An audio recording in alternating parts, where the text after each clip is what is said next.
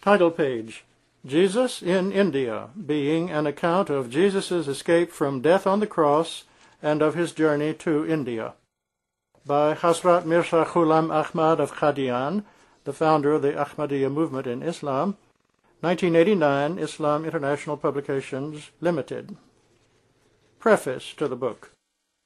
Jesus in India is an English version of Masih Hindustan Mein, an Urdu treatise written by the holy founder of the Ahmadiyya movement in Islam, Hazrat Mirza Ghulam Ahmad, 1835 to 1908. The main thesis expounded in the treatise is Jesus' escape from an ignominious death on the cross and his subsequent journey to India in quest of the lost tribes of Israel, whom he had to gather into his fold as mentioned in the New Testament.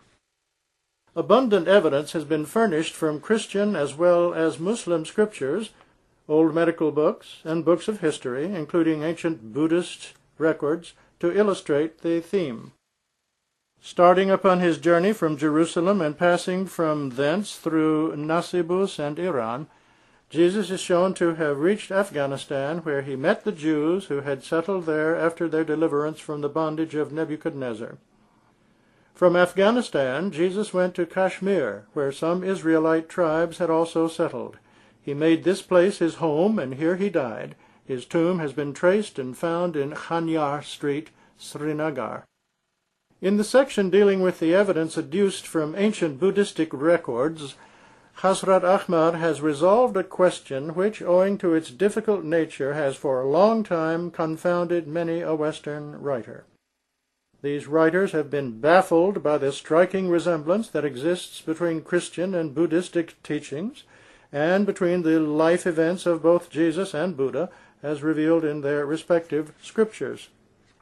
Some of these writers hold the view that Buddhistic teachings must somehow have reached Palestine and been assimilated by Jesus in his own sermons, but there is absolutely no historical proof to support this theory.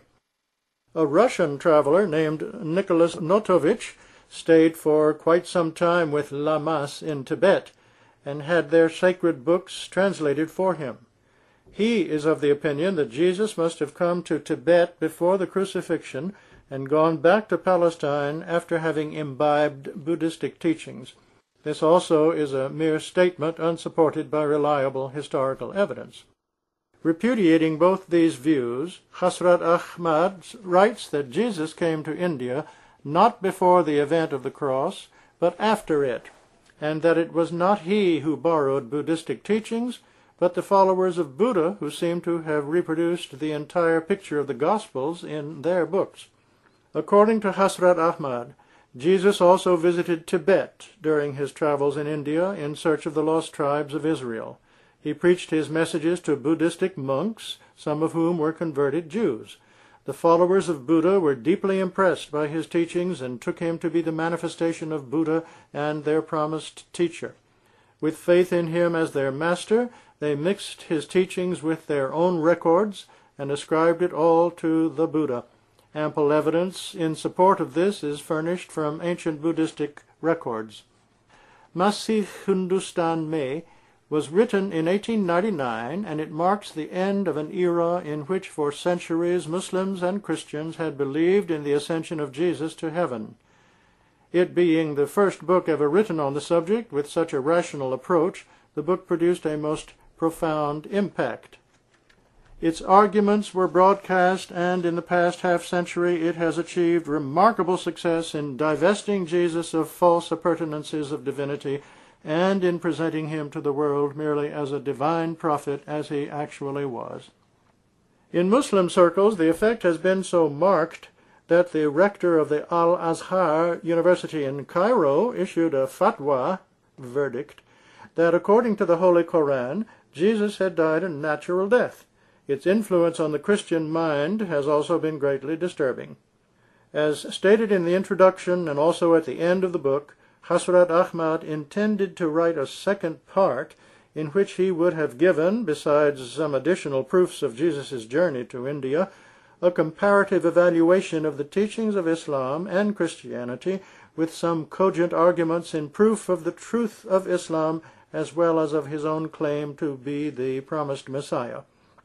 Though no other book among his writings bears this title, yet Hazrat Ahmad has discussed thoroughly all these issues with many more important ones concerning the truth of Islam, of his own claim, and of the death of Jesus, in quite a number of books which he wrote after the above-mentioned book. The present English translation was made by Qazi Abdul Hamid, formerly editor of a weekly, The Sunrise, Lahore, in which it appeared serially during 1938 and 39. It was first published in book form in 1944 by Nasr o Khizhat, Sadr Anjuman Ahmadiyya, Qadian. Besides others who have assisted us in any way in the production of this book, our thanks are due to Mr. Maulud Amar Khan, a former Imam of the London Mosque, who went to great pains to gather relevant quotations from the original books which have been referred to by Hazrat Ahmad in support of his thesis. The quotations have been attached to the book in the form of an appendix. Vakil ut Tabshir Tahrik-i Jadid Rabwah, Pakistan, May 1962. Beginning of the book. In the name of Allah, the Beneficent, the Merciful, we praise Him and invoke His blessings upon His noble Prophet. Lord, judge between us and our people with truth. Thou art the best of judges. Introduction. I have written this book so that by adducing proofs from established facts, from conclusive historical evidence of proved value, and from ancient documents of non-Muslims, I might remove the serious misconceptions which are current among Muslims and among most Christian sects regarding the earlier and the later life of Jesus, on whom be peace. Misconceptions, the dangerous implications of which have not only injured and destroyed the conception of divine unity, but the unwholesome and poisonous influence of which has for long been noticed in the morals of the Muslims of this country. Spiritual maladies, that is, want of good morals, evil thoughts, callousness, want of sympathy, are spreading among most Islamic sects, being the result of beliefs in unfounded stories and anecdotes of this kind. Human sympathy, pity, and love of justice, humility, and humble-mindedness, all good qualities, are disappearing day by day, as if they will soon bid a last farewell to this community. This callousness and this immorality make many a Muslim appear no better than the beasts of the jungle. A Jain or a Buddhist is afraid of and avoids killing even a mosquito or a flea, but, alas, there are many among us Muslims who, while they kill an innocent man or commit wanton murder, are not afraid of the powerful God, who rates human life higher than that of all the animals. What is this callousness and cruelty and want of sympathy due to?